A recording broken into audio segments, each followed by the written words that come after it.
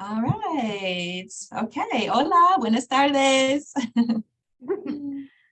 Okay, so we have Dr. and Dr. Afanador, Haley and Andres Afanador.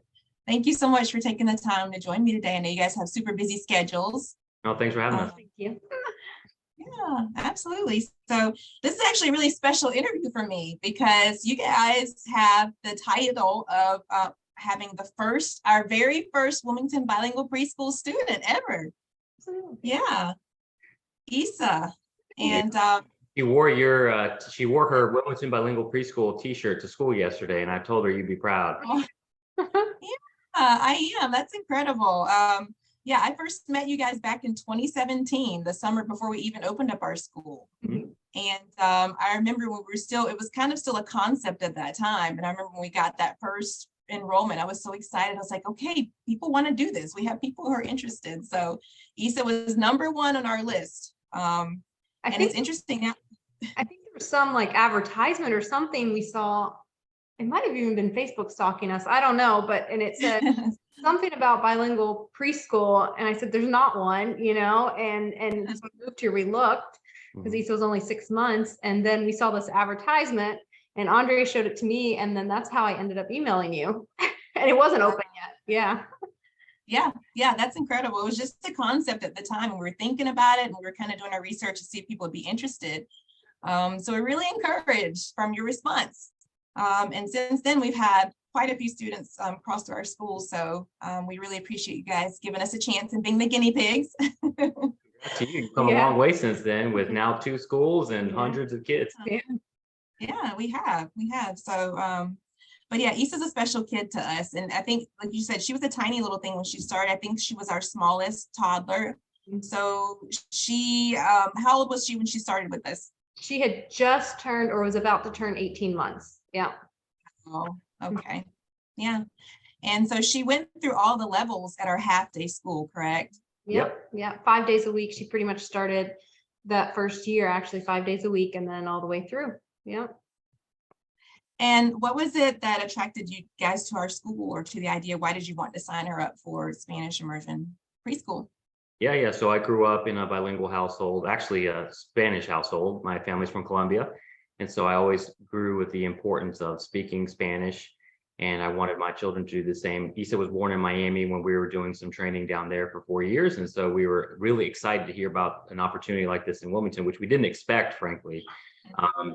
And honestly, it helps us because we tend to lapse into English because we're more comfortable with it. And so we try to speak to them a lot in Spanish, but having them being educated in Spanish is entirely different.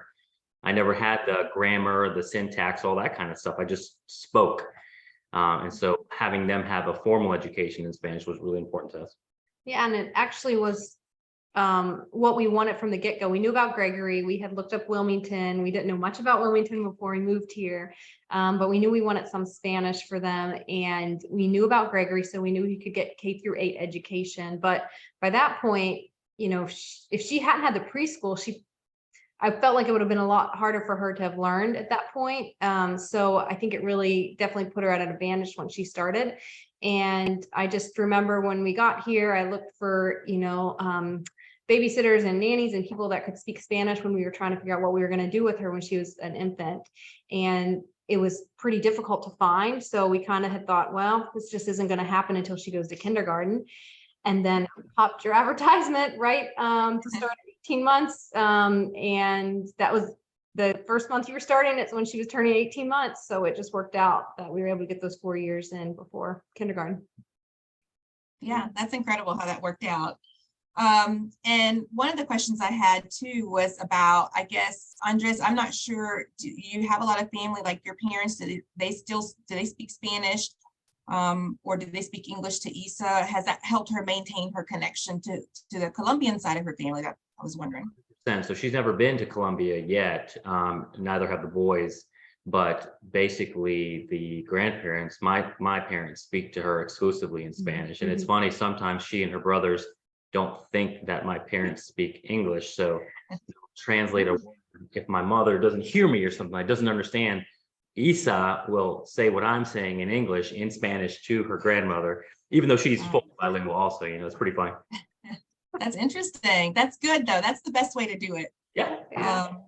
And that's kind of what I tell the teachers at our school. I'm like, it's better that the kids think that you only speak Spanish, because if not, they're not going to make as many efforts to use Spanish with you. So, Exactly. okay, so Etha did our preschool, and she was a wonderful student. And now, where is she? Do you want to share where she's at now and what grade she's in? Yeah, she's at Gregory International School downtown. She started there when she was in kindergarten, so she is now in the first grade. So she's been there almost 2 years now. She's doing wonderful. We pretty much knew that Gregory is where we wanted to be. We are in a pretty good school district, but despite that, we really wanted her to have that international experience, and it's really great. The school is so basically 1 day's in English and 1 day's in Spanish, and they alternate. All of the Spanish teachers are all native speakers, so that really helps them to, just like at the preschool, same thing. It was very interesting how much she knows Spanish, I guess. So we weren't sure how much she would learn to really read or write Spanish, just being in first grade. And then one day we usually make her read in English to practice at home, but we have a lot of bilingual books. And so one day we had her pick up a Spanish book, and she can read it pretty fluently in Spanish, which is pretty cool that she's able to do that. And I definitely don't think she would have been able to do that if she hadn't had more time at the preschool, learning all the language or learning all the letters, the numbers, all of that too. So yeah, it's pretty cool. Feel like she had a pretty good foundation from the preschool, you think? Yes. And one thing, how was her transition? Do you think that she was more confident going into Gregory, having attended our preschool? How was her transition? Yeah, I would say it was seamless. I would say to you, it's such an advantage to have the previous 3 years in a Spanish immersion preschool. Yeah, 4. And even more so for our sons who have been there in the full day since they were much younger, right? Issa was there 9 to 1 for 4 years. The boys are going to be there for 4 years, full day. I don't think that Julian, our 2-year-old, speaks English, and so and he'll learn it just like I did, because that was my first language as well. And the transition went really well. I think the transition goes well for most kids at kindergarten, as you know, and we know because we're pediatricians, that kids adapt really well. They're like sponges at that age, right?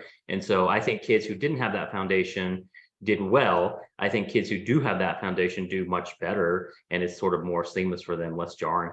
And it's just so interesting. Obviously, I grew up speaking English, and I did not learn Spanish until high school, college.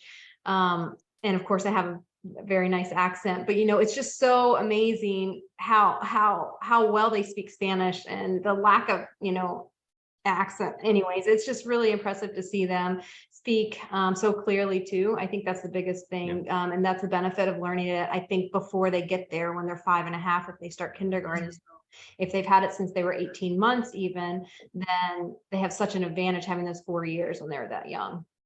Sure. Okay, that's exciting. Now I have a couple questions about Gregory, because I know families are always asking me about Gregory. The principal question that I always get is about the location. So how do you guys feel about security, safety at Gregory? Do you feel safe there? Does Etha feel safe? What do you think? Yeah, we feel safe there. It is an area of town that has had some issues. The fact that it is located immediately adjacent to a middle school and a high school in the downtown area does raise some concerns for people. That every once in a while we receive a notification that the school is in a shelter-in-place situation out of an abundance of caution, which frankly we'd rather have them have that abundance of caution than not, because of things happening nearby. Not necessarily anything has happened since we've been there that we know of on campus or anything like that, but famously last year there was an incident at the high school, right? And so when the incident happened at the high school, they placed Gregory into shelter in place, and so we feel comfortable, we feel safe.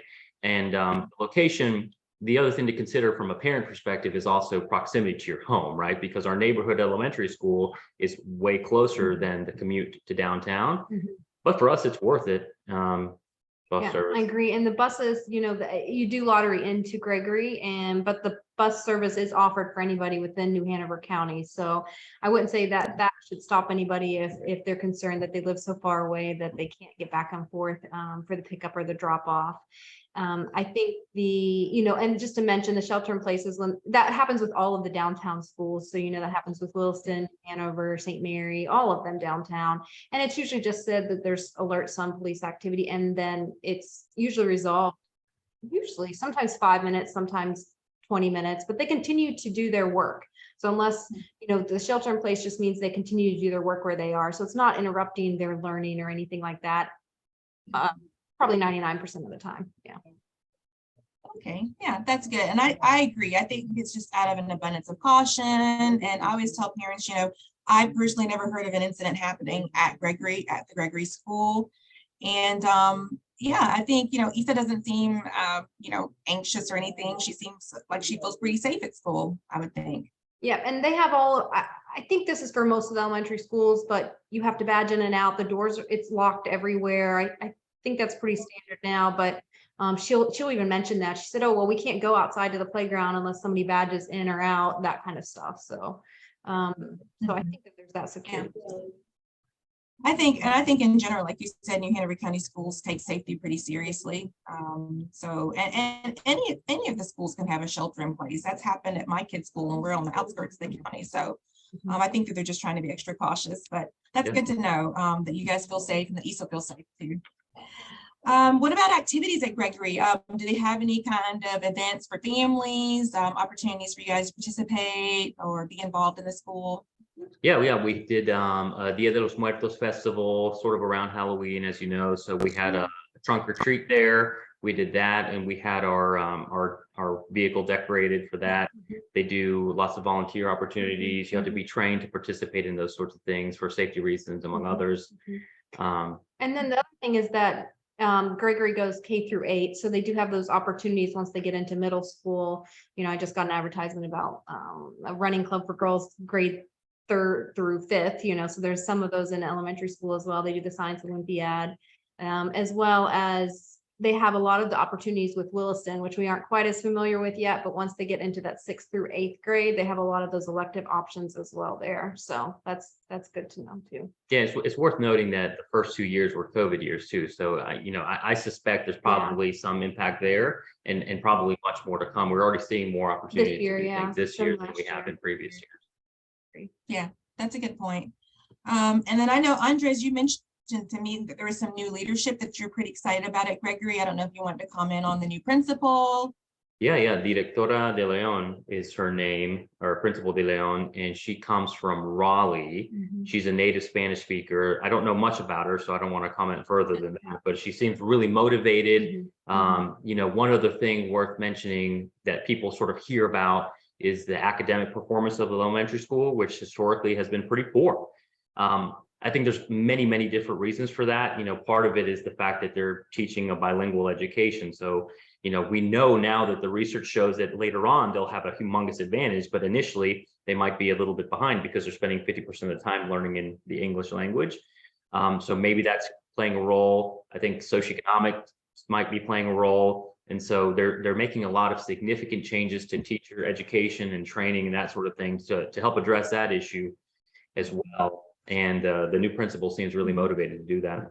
Yeah, I think that's one thing that I'll just mention is that they do spend only 50% of the time in English compared to their peers that are in kindergarten or 1st grade right now. And so that's a very important time when they're learning to read and learning words.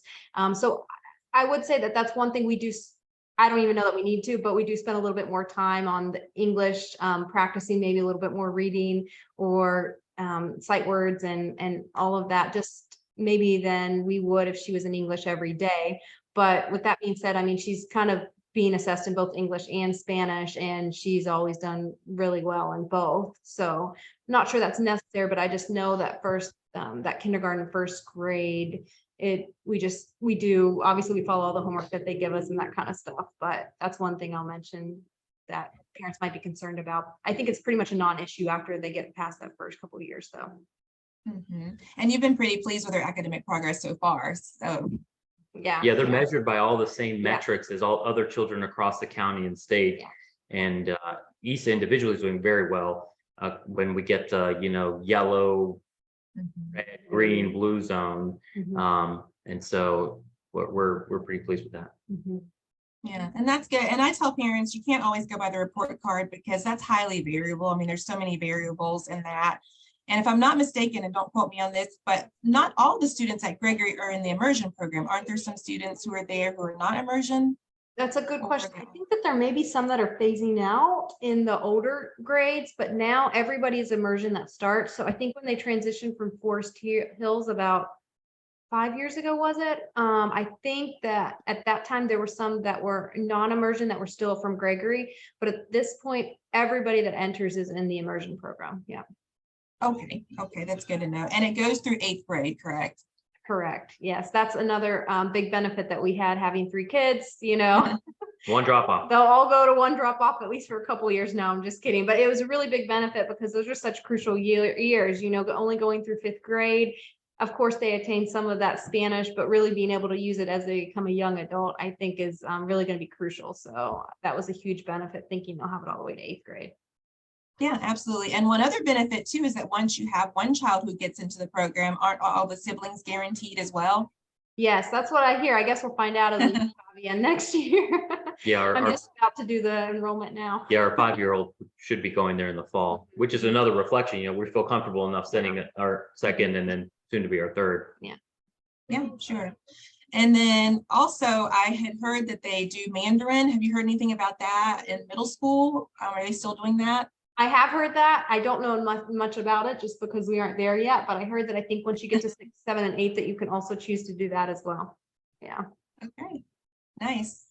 Yeah, and there's a lot of research out there too about kids who speak, you know, multiple. Once you speak a second language, usually the 3rd and 4th are easier to pick up because kids get the concept, so they understand how languages work. So that's pretty exciting. Yeah. Definitely. Okay, well, I think that's all the questions I have. I don't know if there's anything else you all wanted to add just about your experience overall with language immersion and raising bilingual kids. Yeah, one more thing about Gregory that I wanted to touch on is they are not just Spanish immersion and learning about Spanish countries. They immerse multiple different cultures. So when we had the Chinese New Year, there was a celebration about that. Yeah. They introduced many different concepts from all different countries. And so even though the language, and they're learning that in Spanish, by the way. So they're learning about all these different cultures and countries, as well as getting the Spanish immersion. Obviously, the teachers being native speakers and being from Central and South America and Spain, it's primarily those countries, but we didn't know about that. And so when we went to the cultural festival there were just as much as there were stands about Colombia and Central America, there were also little booths for Europe and Africa and Asia, and it was really interesting. Yeah, that's exciting. Yeah, it's really just kind of a global point of view. The kids really. Yeah. The teachers go to global education conferences and that, so not just Spanish. So, you know, that's pretty neat too. So they keep up to date on all of that.